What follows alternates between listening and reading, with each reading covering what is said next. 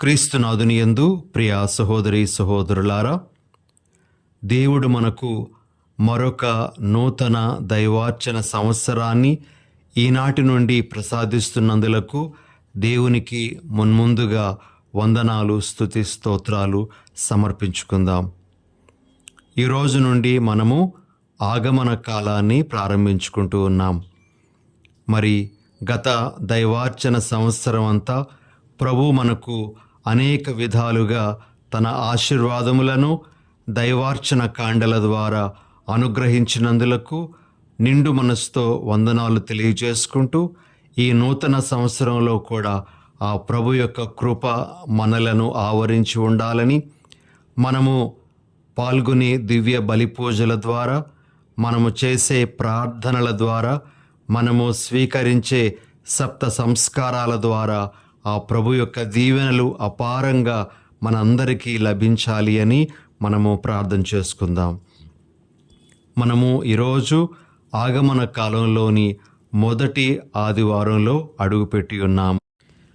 ఈనాటి నుండి పట్టణాలు మనము 3వ సంవత్సరానికి చెందినటువంటి పట్టణాలను ధ్యానించడం జరుగుతూ ఉంది.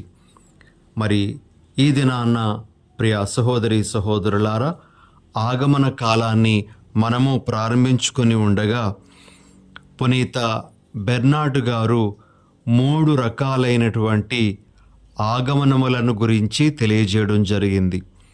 మరి అందులో మొదటి ఆగమనము యేసు ప్రభు 2000 సంవత్సరాల క్రితం ఒక మానవుడుగా మన మధ్యకు రావడం అనేటువంటిది. రెండవ ఆగమనము అనేటువంటిది లోకాంత్యాన సంభవించేటువంటి ఆగమనం. ఇక ఈ రెండింటి మధ్య ప్రభు యొక్క రాకడ నిరంతరం కొనసాగుతూనే ఉంది. అనేక విధాల ఆ ప్రభు మన దగ్గరకు వస్తూనే ఉన్నారు. వస్తున్నటువంటి ఆ ప్రభువును మనం గుర్తించాలి, ఆ ప్రభువును మనము స్వీకరించాలి అనేది ఈరోజు మనందరము మన మనసులో పెట్టుకోవలసినటువంటి ఒక ముఖ్యమైనటువంటి విషయం. అయితే ప్రియ సహోదరి సహోదరులారా, ఈరోజు మనం ధ్యానించటానికి ఇవ్వబడినటువంటి పట్టణాలు ఇర్మియా గ్రంథము 33వ అధ్యాయము 14 నుండి 16 వరకు ఉన్న వచనాలు. రెండవ పట్టణము పౌలు గారు తెస్సలోనిక ప్రజలకు రాసినటువంటి మొదటి లేఖ 3వ అధ్యాయము 12వ వచనము నుండి 4వ అధ్యాయము 2వ వచనం వరకు. సువార్త పట్టణము లూకా సువార్త 21వ అధ్యాయము 25 నుండి 28 వరకు మరియు 34 నుండి 36 వరకు ఉన్న వచనాలు. ఈ వాక్యాల మీద, ఈ పట్టణాల మీద గతంలో ప్రసంగాలు ఇవ్వబడ్డాయి. ఆ ప్రసంగాలను వినదలుచుకున్నటువంటి వారు క్రింద డిస్క్రిప్షన్లో ఇవ్వబడినటువంటి లింకుకు వెళ్ళినట్లయితే మీకు ఆ ప్రసంగాలు కూడా లభ్యమవుతాయి. అయితే ఈ దినాన మనము ధ్యానించటానికి పౌలు గారు తెస్సలోనిక ప్రజలకు రాసినటువంటి మొదటి లేఖలోని ఒక వాక్యాన్ని మూలవాక్యంగా తీసుకొని మనము ప్రభు యొక్క సందేశాలను గ్రహించటానికి ప్రయత్నం చేద్దాం. తెస్సలోనిక ప్రజలకు రాసినటువంటి మొదటి లేఖ 4వ అధ్యాయము 1వ వచనంలో ఈ విధంగా పౌలు గారి మాటలను మనం వింటాం. కావున సోదరులారా, దేవుని సంతోషపెట్టుటకు మీరు ఎట్లు జీవింపవలెనో మా నుండి మీరు నేర్చుకొంటిరి. మీరు ఇప్పుడు చేయుచున్నట్లే ఇంకనూ అధికముగా అట్లే జీవించుచు అభివృద్ధి సాధింపవలయునని మేము మిమ్ము ఇప్పుడు ప్రభువగు యేసు నామమున బ్రతిమాలుచున్నాము, హెచ్చరించుచున్నాము. ప్రియ సహోదరి సహోదరులారా, పౌలు గారు తెస్సలోనిక సంఘానికి ఇస్తున్నటువంటి సందేశం ఏమిటి అంటే, వారు దేవుని సంతోషపరచే జీవితాన్ని పౌలు గారి ద్వారా మరి మిగతా ప్రభు శిష్యుల ద్వారా నేర్చుకున్నారు. మరి ఆ నేర్చుకున్న విషయాలను వారు ఇంకా ఎక్కువగా తమ జీవితంలో అవలంబించటానికి ప్రయత్నం చేయాలి అని పౌలు గారు వారికి తెలియజేస్తూ ఉన్నారు. కాబట్టి ఈ దినాన దేవుని సంతోషపరిచే జీవితాలు మనం ఎలా జీవించాలి అనే ఒక ముఖ్యమైనటువంటి అంశాన్ని మనము ధ్యానించటానికి ప్రయత్నం చేద్దాం. ఈరోజు సువార్త పఠనంలో లూకా సువార్త 21వ అధ్యాయము 28వ వచనంలో మనము ఈ విధంగా ఆలకిస్తాం. ఇవి అన్నీ సంభవింపనున్నప్పుడు ధైర్యముతో తల ఎత్తి చూడుడు, ఏలయనా మీ రక్షణ కాలము ఆసన్నమైనది. యేసు ప్రభు యొక్క రెండవ రాకడ సమయములో లేదా లోకాంత్య సమయంలో మనము ధైర్యంగా తల ఎత్తుకొని నిలబడాలి అంటే మనము ప్రభువును సంతోషపరిచే జీవితాలు జీవించాలి. అప్పుడే మనము ధైర్యంగా ఆయన ముందు నిలబడగలము అనే విషయాన్ని మనము గ్రహించాలి. కాబట్టి ప్రియ సహోదరి సహోదరులారా, ఈ దినాన ప్రభువును సంతోషపరిచే జీవితం ఎలా జీవించాలి అనేది మనము తెలుసుకోవడానికి ప్రయత్నం చేద్దాం. మొదటిగా దేవుని సంతోషపరిచే జీవితానికి సంబంధించిన ఒక 2 బైబిల్ వాక్యాలను మనము ఆలకిద్దాం. హెబ్రేలుకు వ్రాయబడిన లేఖ 11వ అధ్యాయము 6వ వచనంలో ఈ విధంగా మనము ఆలకిస్తాం. విశ్వాసరహితుడు దేవుని సంతోషపరచలేడు అని. మరి ఇంకొక వాక్యము కీర్తన 147 11వ వచనంలో ఈ విధంగా మనము వింటాం.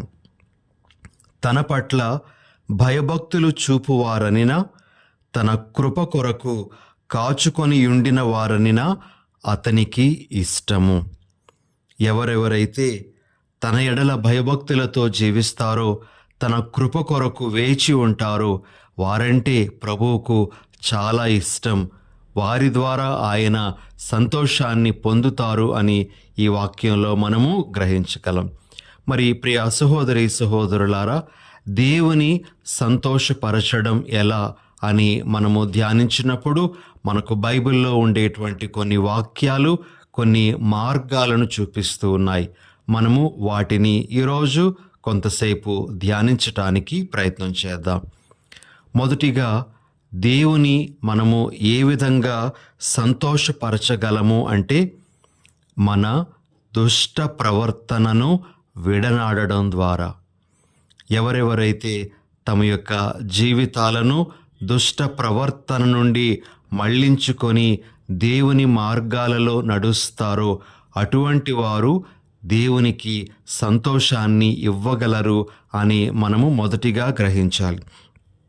యెహెజ్కేలు గ్రంథము 33వ అధ్యాయము 11వ వచనంలో మనము దేవుని యొక్క మాటలను ఈ విధంగా వింటాం. దుష్టుడు చనిపోవట వలన నాకు సంతుష్టి కలుగదు. దుష్టుడు తన మార్గము నుండి వెనుకకు మరలి బ్రతుకుట వలన నాకు సంతోషము కలుగును. ప్రియ సహోదరి సహోదరులారా, దుష్టుని మార్గాలు ఎలా ఉంటాయి అంటే అతడు ఇతరుల ఎడల క్రూరముగా ప్రవర్తించడం అనేటువంటిది జరుగుతూ ఉంది. అతడు అవినీతికరమైన అనైతికమైన విషయాలలో మునిగి తేలడం అనేటువంటిది జరుగుతూ ఉంటుంది.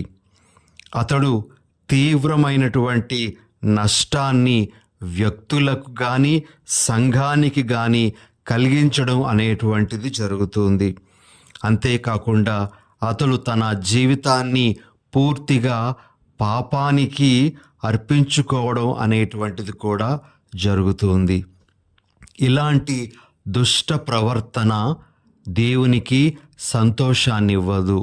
కానీ ఏ వ్యక్తి అయితే ఇటువంటి దుష్ట ప్రవర్తన నుండి వెనుకకు మరలి తన జీవితాన్ని మార్చుకుంటాడో అతని ద్వారా, అతని యొక్క నూతన జీవితం ద్వారా ప్రభు సంతోషాన్ని పొందుతారు అని మనము ఈ వాక్యం ద్వారా గ్రహించగలం.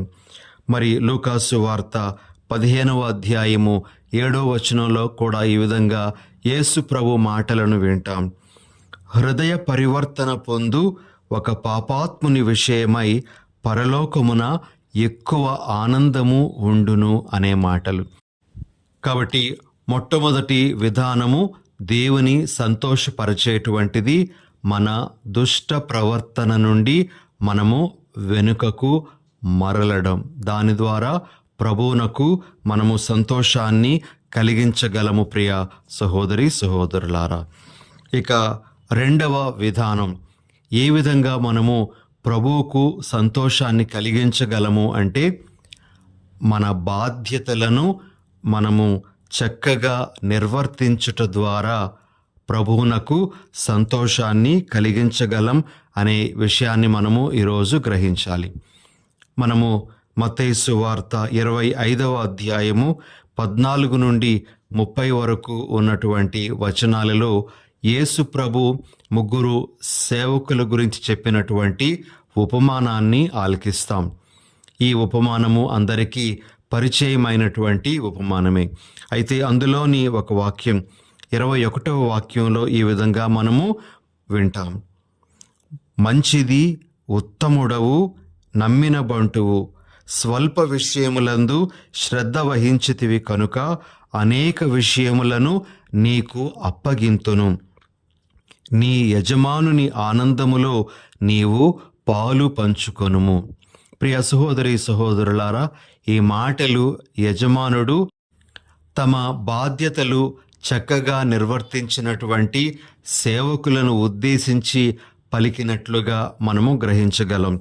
మరి ఎవరెవరైతే తమ బాధ్యతలను చక్కగా నిర్వర్తిస్తారో అటువంటి వారు దేవునికి సంతోషాన్ని ఇచ్చేటువంటి వారుగా ఉంటారు అని మనకు ఇక్కడ అర్థమవుతూ ఉంది.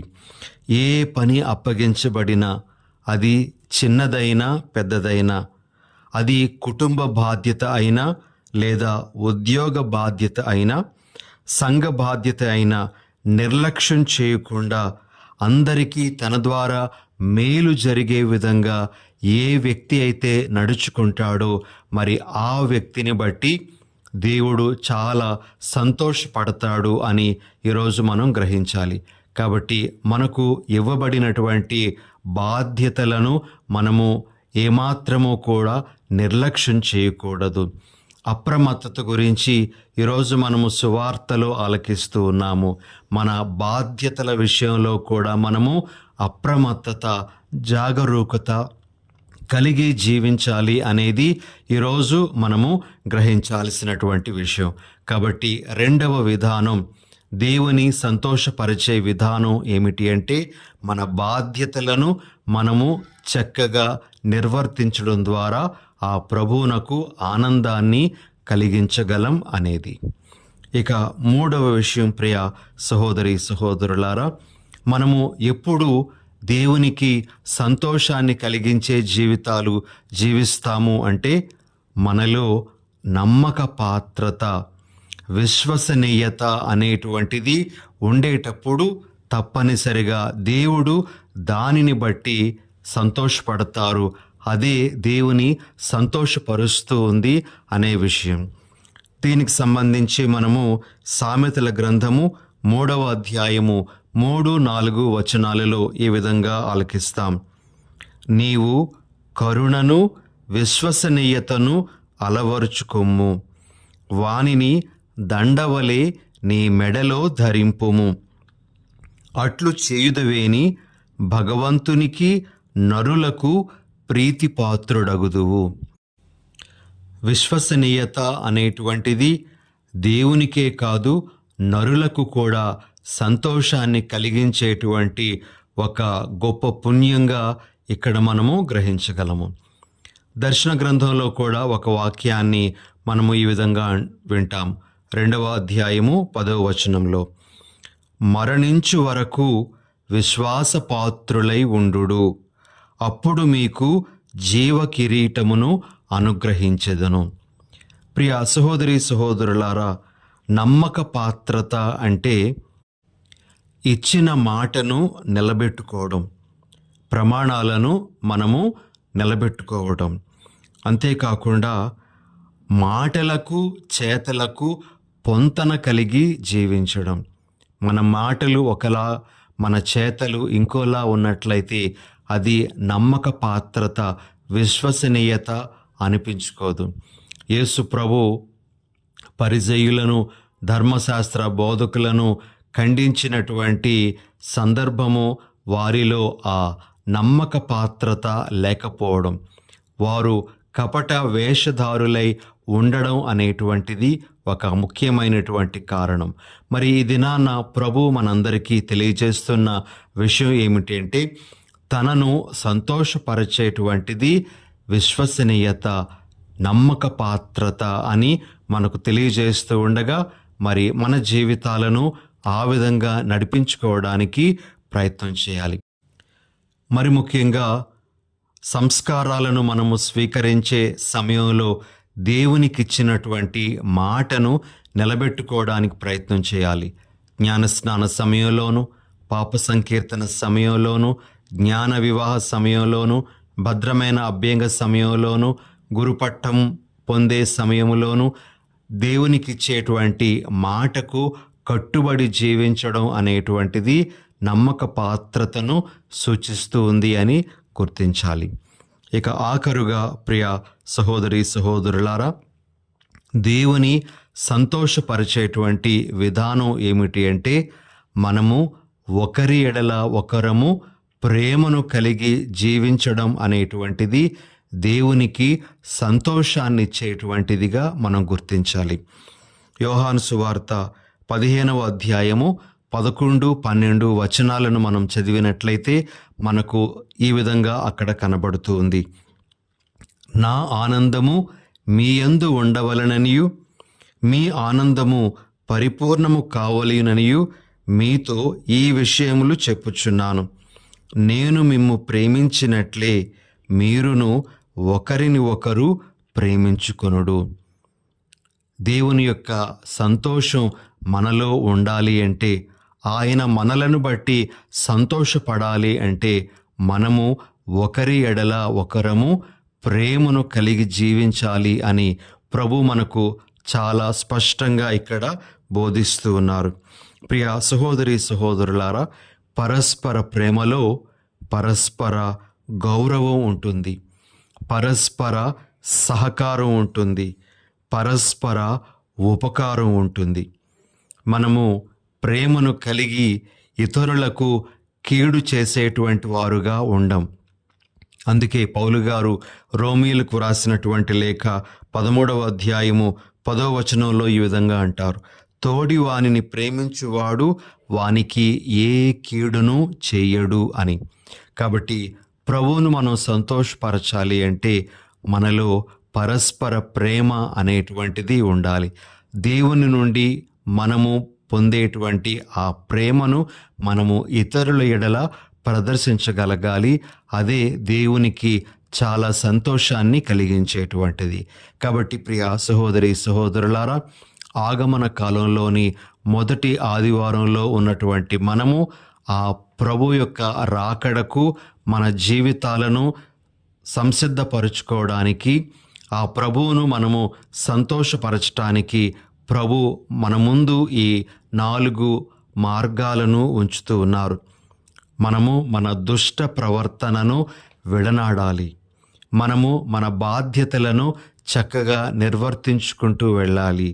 మనము నమ్మక పాత్రతను కలిగి జీవించాలి. మనము పరస్పర ప్రేమలో అభివృద్ధిని సాధించాలి. ఇలా మనము జీవిస్తూ ఉండేటప్పుడు ఆ జీవితము ప్రభువునకు చాలా సంతోషాన్ని కలిగిస్తూ ఉంది అని మనం గ్రహించాలి.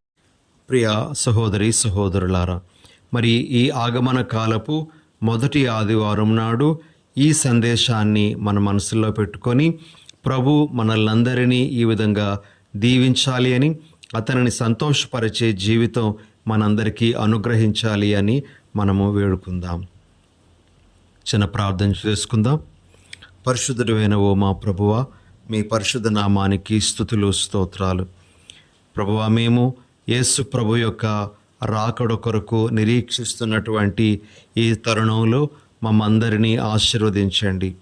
మేము మిమ్ములను ఏ విధంగా సంతోషపరచాలో ఈరోజు వాక్యం ద్వారా తెలుసుకోగలిగాము. ఆ విధంగా జీవించే వరాన్ని మా అందరికీ అనుగ్రహించమని మా ప్రభువైన యేసు నామమున అడిగి వేడుచున్నాం తండ్రి. ఆమెన్.